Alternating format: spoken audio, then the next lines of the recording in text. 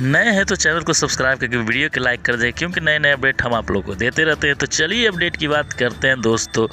खेसारी लाल यादव का आप लोगों को पास तो अपडेट पहुंच गया हो कि हिरहुआ बम गाना सॉन्ग आ रहा है, जो खेसारी लाल यादव का दोस्तों हाल ही फिलहाल में इनका एक गाना आया जो कि काफ़ी ट्रेंडिंग में चल रहा है। उनका दोस्तों राइटर थे कृष्णा बेदर्दी। दोस्तों हम जानते हैं कि कृष्णा बेदर्दी का गाना लिखा हुआ हर गाना हिट होता है।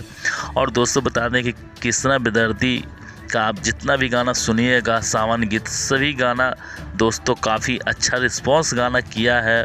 और साथ में देख सकते हैं दोस्तों कि उनका एक गाना ट्रेंडिंग में चल रहा है खेसारी लाल यादव का, जो कि कृष्णा बेदर्दी लिखे थे।